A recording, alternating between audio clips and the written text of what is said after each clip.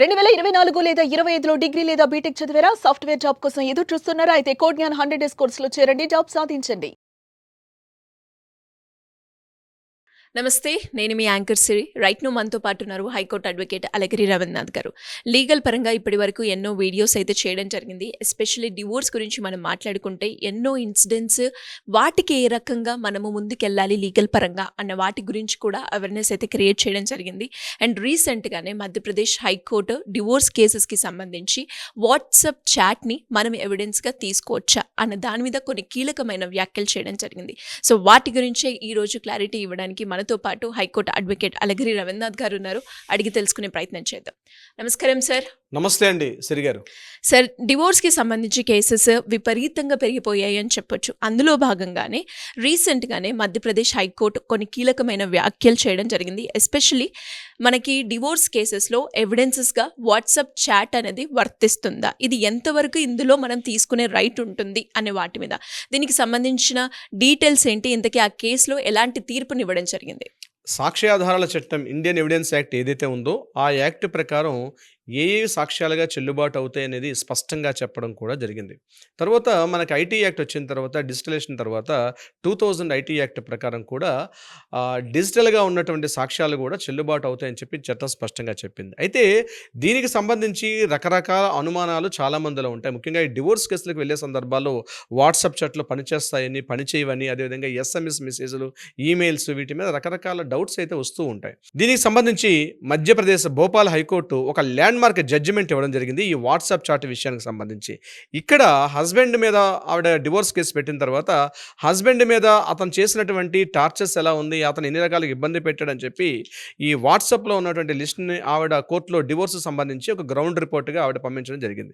అయితే దీన్ని మొదట్లో లోవర్ కోర్టు, ఫ్యామిలీ కోర్టు కొంతవరకు యాక్సెప్టెన్స్ ఇచ్చింది. కానీ ఆవిడ పై కోర్టుకి ఎప్పుడైతే హైకోర్టుకి వెళ్ళారో భోపాల్ హైకోర్టు దీనికి సంబంధించి ఒక ల్యాండ్ మార్క్ జడ్జిమెంట్ ఏం చెప్పారంటే, వాట్సాప్లో ఇచ్చినటువంటి ఇన్ఫర్మేషన్, వాట్సాప్ చాట్ ఏదైతే ఉందో డెఫినెట్గా దాన్ని మనకి సాక్ష్యాధారంగా తీసుకోవాల్సిందే, తీసుకుంటామని చెప్పి ఒక స్పష్టత ఇవ్వడం జరిగింది. అంటే అంతకుముందు లేదా, అంతకుముందు కూడా ఉంది. కానీ ల్యాండ్ మార్క్ జడ్జిమెంట్ ఎలా అంటే ఒక దానికంటూ ఒక క్రెడెన్షియల్స్ ఏర్పాటు చేస్తుంది. అంటే ఎలా ఉండాలి, ఏ ఫార్మెట్లో ఉండాలి, ఏ బేస్లో ఉండాలని చెప్పి మనకి జడ్జిమెంట్ చెప్పడం జరిగింది. ఎలా ఉండాలని భోపాల్ హైకోర్టు చెప్పినటువంటి డీటెయిల్ ఇన్ఫర్మేషన్ మీకు నేను చెప్తునే ప్రయత్నం చేస్తున్నాను. ఇందులో ఎలా ఉంటుందంటే, వాట్సాప్ ఎవరు పంపించారు, ఏ టైంకి పంపించారు, ఏ టైంలో రిసీవ్ చేసుకున్నారు, అది ఎక్కడి నుంచి పంపించారు, ఆ వ్యక్తి యొక్క లీగాలిటీ, రిసీవ్ చేసుకున్న వ్యక్తి యొక్క legality, place of time, place ఏ ప్లేస్లో కలెక్ట్ చేసుకున్నారన్న విషయం కూడా చాలా గ్రౌండ్ రియాలిటీగా తీసుకున్నారు. అయితే వాట్సాప్లో వస్తున్నటువంటి చాట్ మెసేజెస్ ఏవైతే ఉంటాయో వాటికి ఎలా ప్రొడ్యూస్ చేయాలి కోర్టులో అంటే, డైరెక్ట్గా ఫోన్లో తీసుకెళ్ళి మా ఆయన ఇట్లా నన్ను కొట్టాడండి, లేదా మా ఆయన తిట్టాడండి, ఇగో మా ఆయన వల్గర్గా తిడుతూ, అబ్యూజ్ లాంగ్వేజ్ తిడుతూ నన్ను ఇట్లా తిట్టాడని చెప్పి కిందన రిసీవర్ దగ్గర మనం కూడా కొన్ని మెసేజ్లు పంపిస్తాం. ఆయన 2 మెసేజ్లు పంపిస్తాం, మనం కూడా 2 మెసేజ్లు పంపిస్తాం. మనం తిట్టేసిన తిట్లు మాత్రం నీట్గా డిలీట్ చేసేసి ఓన్లీ ఆయన పంపించిన లిస్టులు మాత్రం పంపిస్తే సరిపోతుందా అంటే అట్లాంటివి యాక్సెప్టెన్స్ ఇటువంటిలు జరగవు.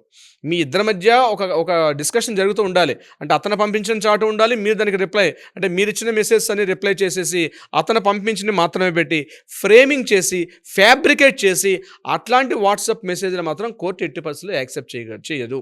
గుర్తుపెట్టుకోవాలి. అంటే కోర్టుకు ఇచ్చినటువంటి ఏదైతే మనం డివైస్ ఇస్తామో ఆ డివైస్ని ఫామ్ 65B అంటారు. ఫామ్ 65B ప్రకారం దాన్ని క్లియర్గా అథెంటికేషన్ ఉండాలి, దానికి లీగాలిటీ ఉండాలి.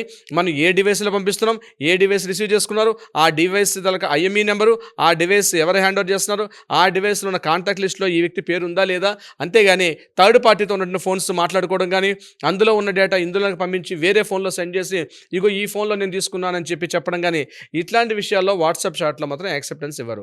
మరో పాయింట్, వాటిని డిజిటల్ ప్రింట్స్ని కాకుండా మామూలుగా పేపర్ మీద ప్రింట్అవుట్స్ తీసి, ఆ ప్రింట్అవుట్లో కలర్ పేపర్ తీసి ఇదిగోండి అని చెప్పి డాక్యుమెంటేషన్ పంపిస్తే కూడా కోర్టు యాక్సెప్ట్ చేయరు. ఫామ్ 65B అనే విషయం ఈ డిజిటలేషన్స్లో ఉన్నటువంటి డిజిటల్ ప్రూఫ్స్ని ఎవిడెన్స్గా ఎలా ఏ పారామీటర్స్ ఇవ్వాలని చెప్పి క్లియర్గా స్పష్టంగా చెప్పారు. దాని తగ్గట్టుగా ఉన్నప్పుడు మాత్రమే వాట్సాప్ని యాక్సెప్ట్ చేస్తారు. అంటే వాట్సాప్ చాట్స్లో కానీ, లేక SMS మెసేజ్, మెయిల్స్ కానీ, అదేవిధంగా వీడియో కాల్స్, టెక్స్ట్ మెసేజెస్ కానీ, ఫోటో ఇమేజెస్, ఇవన్నీ కూడా పరిగణలో తీసుకుంటారు. బట్ ఈ ఫోన్కి డివైస్కి అథెంటిసిటీ ఉండాలి.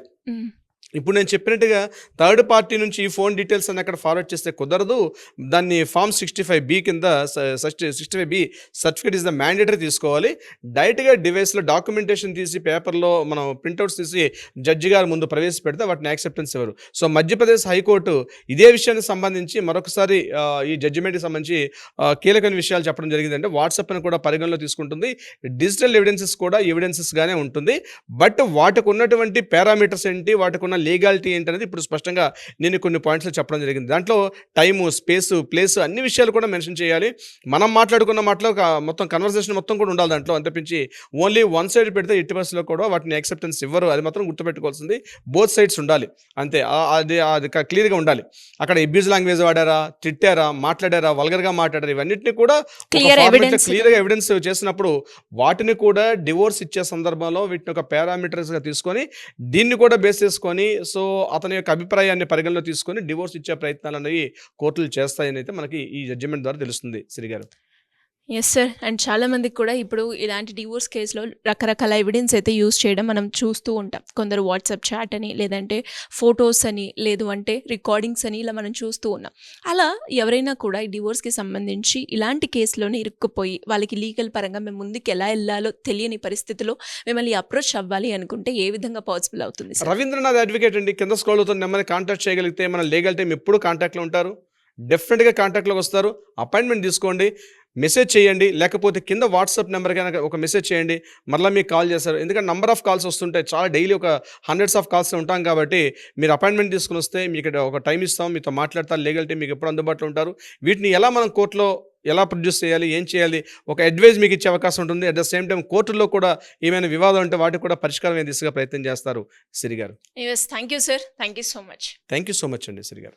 సో చూస్తున్నారు కదా, మరి మీకు కూడా ఫ్యామిలీ రిలేటెడ్గా ఎలాంటి ఇష్యూస్ ఉన్నా, ప్రాపర్టీ రిలేటెడ్గా ఇష్యూస్ ఉన్నా, ఒక మంచి అడ్వకేట్ గురించి మీరు కనుక అప్రోచ్ అవ్వాలి అనుకుంటే సింపుల్గా కింద స్క్రోల్ అవుతున్న నెంబర్ని కనుక మీరు సంప్రదిస్తే హైకోర్టు అడ్వకేట్ అలగరి రవీంద్రనాథ్ గారి టీం మిమ్మల్ని అప్రోచ్ అవ్వడం జరుగుతుంది. Thank you. సుమన్ టీవీలో మీ పర్సనల్ అండ్ బిజినెస్ ప్రమోషన్స్ కోసం కింది నెంబర్కి కాంటాక్ట్ చేయండి.